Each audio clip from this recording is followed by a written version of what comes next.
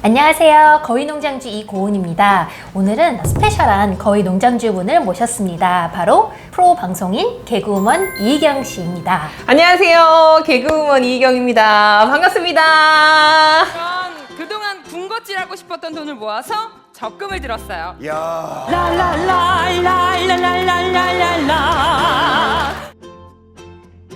개그우먼 이희경 님이 거위농장주 인터뷰에 응해주셨는데요. 그래서 네. 거위농장주로서 이희경 님은 어떻게 자신만의 그 거위농장을 잘 운영하고 계신지 오늘 샅샅이 파헤쳐 보도록 하겠습니다. 네, 이거 원래 어디서도 밝히지 않는데 네. 고은님의 채널이니까 아유. 밝힐 수 있을 것 같아요. 감사합니다. 네, 일단 그 근황부터 조금 소개를 해주실까요? 살짝 보신 분들도 있는데 계승자의 한 라운드에 갔다가 광탈을 했고요.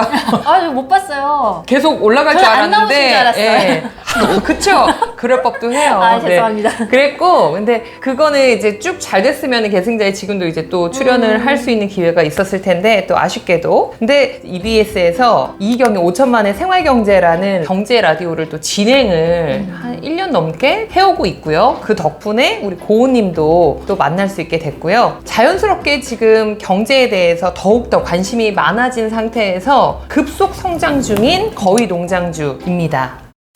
일단 처음 드릴 질문은 저희 이제 인터뷰 나오시면 항상 제가 처음으로 여쭤보는 공식 질문인데요. 네. 로버트 기요사키의 현금 흐름 4분면 ESBI 중에서 지금 이희경님은 어느 영역에 계시고 그리고 앞으로는 어느 쪽으로 좀 계획을 하시고 계신지 그 부분부터 말씀을 해주시죠. 어떻게 보면 방송이 메인 잡이기 때문에 자영업 쪽에 이제 위치를 하고 있다고 봐야 될 것 같아요. 네, 실제로 또 사업도 많이 했었고요. 시국인지라 네. 지금은 살짝 여러 가지를 조정하고 있는 상황이에요. 어떻게 보면은 보통 이제 직장인 분들하고는 조금 다르게 프리랜서 방송을 하시면서 본인만의 이제 사업도 하시고 계시는데 네. 제가 그때 그 라디오 방송에 만나 뵀을 때 굉장히 투자에 관심도 많으시고 되게 또 다양한 맞아요. 거를 해보셨더라고요. 네. 그래서 이런 다양한 투자를 하는 데 있어서 본인의 어떤 원칙? 나는 어떤 걸 기준으로 이런 투자를 한다 이런 게 있을까요? 저는 일단 기본적으로 개그 콘서트에서도 항상 맡는 역할을 보면 이게 좀 부잣집 사모님,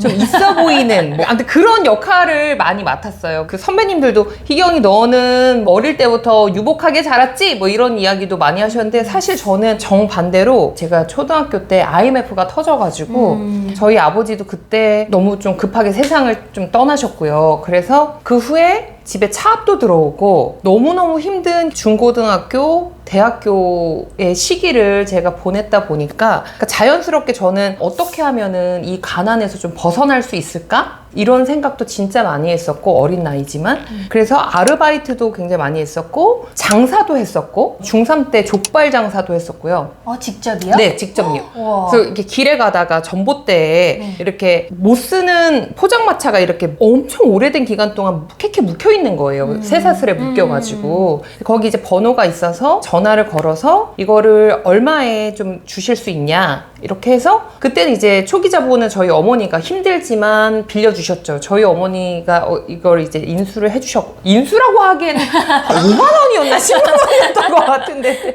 근데 뭐 고급진 용어로 저희 어머니가 그 포장마차를 인수를 좀 해주셨고요. 네. 그리고 이제 저희 어머니가 음식 솜씨가 또 굉장히 좋으셔가지고 족발 이거를 삶아주셨어요. 왕족, 중족, 미니족 이런 거를 삶아주시면 저는 이제 저희 엄마 음식점 가게 바로 앞에 도로변에 이거를 이제 끌어다 놓고 엄마가 삶아주신 거를 이제 토대로 해가지고 학교 갔다 오면 학원 가기 직전까지 계속 그걸 이제 제가 테이크아웃으로 썰어서 팔았어요. 우와, 중학생 그리고 때. 네네 중학교 때. 더 정확하게 말하면 족발 장사는 고등학교 때 했고요. 중학교 때는 김밥 장사. 김밥도 하셨어요? 네. 근데 김밥 장사는 뭐 다른 게 아니고 경제적으로 진짜 많이 어려웠거든요, 저희가. 그래서 거의 잘빵도 하나 없을 정도로 힘든 생활을 하고 있었어요. 있었었는데 엄마가 이렇게 작은 가게에서 김밥 장사를 하셨어요. 근데 제가 할 수 있는 최선의 것은 이걸 어떻게 판매를 극대화할 것이냐. 근데 저는 학교에 친구가 많고 제가 또 중학교 때 매년마다 학급에서 반장을 하고 학생회장도 예, 하셨고. 학생회장도 하고 막 그렇기 때문에 예를 들어서 소풍이라든지 아니면 뭐 수학여행이라든지 사생대회가 있다 그러면 1반부터 쭉 쉬는 시간에 돌면서 얘들아 김밥 천국은 지금 뭐 한 줄에 1,000원이잖아. 근데 우리는 900원에 그리고 계란을 굉장히 많이 넣어줄게. 뭐 이런 식으로 해가지고 뭐 친구 DC처럼 이런 식으로 해서 몇백 줄을 주문을 실제로 받아가지고 밤새 싸는 거죠. 저희 언니랑 셋이. 그렇게 싸서 이거를 이제 학교에 가져가서 또 나눠주고 그 돈은 또 이제 저희 어머니께 또 갖다 드리기도 하고 지금도 마찬가지잖아요. 이런 팬데믹이 오거나 경제적으로 어려운 시기가 되면 강자는 더 강해질 수밖에 없고 약자는 더 가난에 허덕일 수밖에 없는 그런 구조들을 가지고 있잖아요. 근데 저도 IMF 때 그런 시기를 겪어 나가면서 제 나이는 너무 어렸지만 경제적으로 굉장히 관심이 많았어요. 나는 이 가난에서 빨리 벗어나야지. 그래서 그 중에서 또 하나 생각한 것이 이런 실질적으로 장사를 하는 방법도 있었지만 한쪽으로는 그래서 공부를 굉장히 열심히 했고 공부를 해서밖에 탈출을 못하겠다 이런 생각을 해서 성적도 꽤 잘 나오는 편이었고 그래서 학생회장을 또 했었고 그런 것들이 발판이 되어서 대학도 또 학생회장 전형으로 또 저는 경희대에 들어갔거든요. 그래서 그런 부분들이 축축축축 있었는데 저는 그때 당시는 내 자산을 벌 줄은 아는데 이 자산을 어떻게 하면 더 불려나가고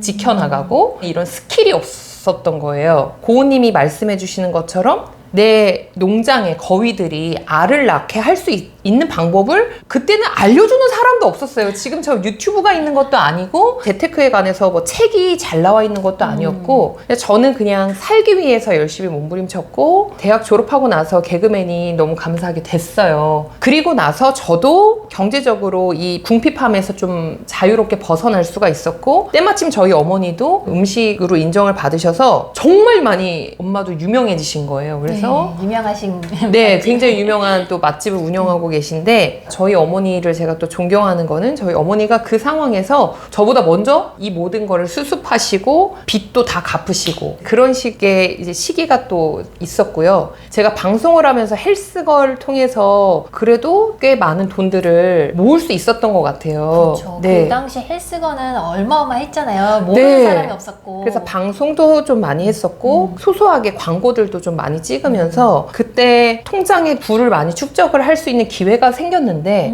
안타깝게도 저는 그때까지도 내 이 통장 속에 있는 나의 자산들이 일을 하게끔 만드는 시스템을 전혀 몰랐고 예전에 빚으로 우리 집에 모든 자산이 넘어간 거를 어릴 때 너무 목격한지라 대출도 너무 무서워했었고 주식 펀드에 든다? 저는 그게 도박인 줄 알았어요. 그러니까 내 인생의 주식은 도박이다. 그래서 저희 신랑도 결혼하기 전에 각자의 자산을 이렇게 펼쳐놓는데 주식 자산을 보여주는 거예요. 진짜 깜짝 놀랐어요. 사기꾼인 줄 알고 약간 이 사람이 도박꾼 성향이 있구나. 와 이렇게 한탕주의의 성향이 있구나. 그래서 우리 신랑한테도 오빠 근데 이 주식 자산은 좀 하루라도 빨리 처분해 줄 수 있겠냐 이렇게까지 정말 얘기를 할 정도로 제가 주식에 대해서 많이 오해를 하고 있었던 부분들도 있었고 그때 그 시절에 저를 돌아보면은 그때 시작했더라면 아쉬움이 있지만 하루라도 빨리 이 모든 것에 대해서 이제 흥미가 있고 재미있어지고 나의 어떤 재무 상태를, 재무 구조를 내가 만들어 나갈 수 있는 상황이 됐다라는 것에 굉장히 감사하죠. 제가 제 자산을 지켜나가는 것에 있어서의 원칙을 말씀드리기 위해서 저의 과거를 말씀을 드렸는데 막 거창하게 원칙이랄 거보다는 MBTI처럼 얘기를 굳이 하자면 60, 70% 정도는 보수적인 성향으로 투자를 좀 하고요. 내 돈을 지켜내는 게 일단 중요하고 30%에서 뭐 많게는 40% 정도는 그래도 제가 막 좀 이렇게 지를 때도 있더라고요, 제 안에. 그럼 아주 보수적인 편은 아니신 것 같은데요. 굉장히 뭐랄까 그 네. 밸런스가 잘 잡혀있다는 느낌을 받아요. 왜냐면은 60, 70 정도는 말씀하신 대로 좀 안정적인 자산 위주로 운영하시면서 한 3분의 1 정도는 위험을 감수하는 투자를 하시는 거잖아요. 네. 전 그래서 여러 가지 의미에서 고은님과 같은 많은 전문가분들이 지금 유튜브를 또 하고 계시잖아요. 근데 저는 개인적으로 이런 방송들이 너무너무 소중하다라고 생각이 되는 이유가 정말 지금 이 순간에도 팬데믹 이전부터도 경제적으로 너무너무 힘들고 그 다음에 뭐 자영업 하시는 분들 저는 특히 제가 회사원 생활을 안 해봐가지고 조금 공감이 조금은 덜 될 수밖에 없는데 자영업자분들은 너무나도 감정이입이 돼서 소상공인분들 자영업자분들 보면 진짜 마음이 많이 아플 때가 많거든요. 근데 그런 분들이 힘들게 한 푼 두 푼 이렇게 내가 이 정도의 종잣돈을 이렇게 투자하려고 하는데 이게 잘못되면 이거 진짜 큰일 나는 거거든요. 그래서 공부가 필요하다는 걸 너무나도 잘 알지만 공부가 쉽지 않고 그러려면 누군가는 이해하기 쉽게 이 모든 자산의 어려운 재무 구조라든지 경제 돌아가는 흐름을 설명을 해줘야 되는데 요즘에 이런 전문가 선생님들이 너무 쉽게 말씀을 해주시고 우리가 지켜야 될 선 같은 것도 가이드라인을 딱 잡아주시니까 저는 너무 좋은 것 같아요.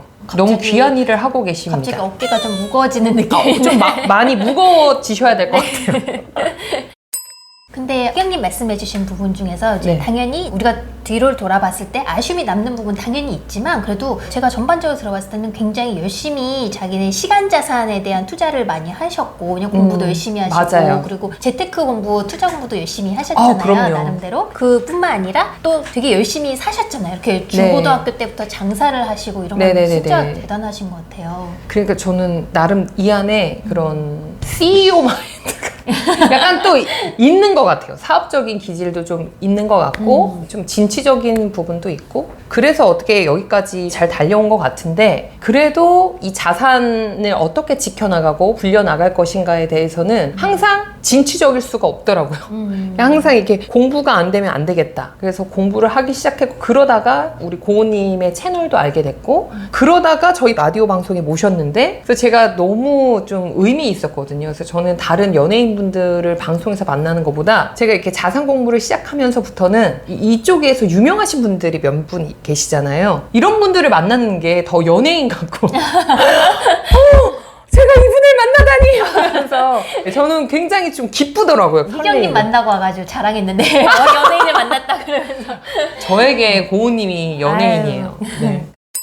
현금 흐름 사분면에서 이제 일단은 자기의 시간을 써서 이제 네. 방송 일을 하시고 그리고 뭐 이제까지 해오셨던 그런 이제 작은 사업이나 장사들도 어떻게 보면은 자영업자 영역에 많이 있는 있었어요. 거잖아요. 맞아요. 예, 앞으로의 계획에 대해서 조금 더 여쭤보면 투자의 방향성은 어떻게 생각을 하고 계세요? 나이가 또 자산이잖아요. 너무나도 큰 자산이기 때문에 지금부터 노후에 대한 준비를 저는 크게 생각을 해보지 못했었어요. 지금 이 순간에 돈을 열심히 벌고 많이 벌어놓으면 나의 노후는 당연히 편안해질 거다라고만 막연하게 생각을 하고 그냥 열심히 돈을 많이 벌어왔던 것 같은데 이제는 공부하고 나서 생각이 달라진 게 아니다. 나의 노후에도 월 얼마 정도 생활비가 들어올 수 있는 구조를 어떻게 하면 만들 수 있을까에 지금도 좀 초점이 많이 맞춰져 있고요. 저도 올해 아이에 대한 계획도 있는데 아이가 태어나게 되면은 생각지 못한 지출이 정말 어마어마하게 나갈 것이기 때문에 지금 그 구조를 만들어 놔야겠다 해서 연금저축 펀드부터 시작을 해서 뭐 세금적인 부분도 무작정 하면 안 되더라고요. 그래서 이거를 비과세 있는 부분이랑 세액공제 되는 부분 이런 것들을 다 이렇게 잘 조합을 해가지고 어떻게 하면 안정적으로 노후에 이 정도의 금액을 딱딱딱딱 받을 수 있을까. 그래서 그거에 맞게 지금 노후에 대한 대비를 조금씩 해놓고 있고요. 투자의 방향 같은 경우에는 일단 지금으로서는 노후에 대한 준비가 가장 좀 많이 와닿아 있고 그게 지금 저에게는 1순위고 노후 준비. 그리고 두 번째는 그 준비를 하고 나머지 있는 부분에 대해서는 제가 어떻게 보면 노후에 있으면 더 좋고 없으면 그래도 이게 있으니까 이 부분에 대해서는 무리하지 않는 선에서 자산을 좀 나누어서 배분을 해서 지금 투자를 좀 하고 있어요. 근데 내 노후 자산은 어떻게 보면 안전빵으로 저는 좀 가야 된다라는 생각이 있어서 그냥 뭐 1등 기업에 투자하는 뭐 ETF 다달이 얼마씩 매수를 진행을 하고 이거를 장기적으로 15년, 20년을 좀 바라보고 지수의 우상향을 이렇게 기대를 하는 거죠. 그것도 100% 안전하다고 볼 수는 없지만 그래도 가장 확률적으로 안전하다고 판단이 들어서 그런 식으로 제 노후는 준비를 하고 있고 나머지는 부동산, 그다음에 주식, 암호화폐. 크게 그 세 가지 구성으로. 네네네네. 저도 이렇게 가고 있어요.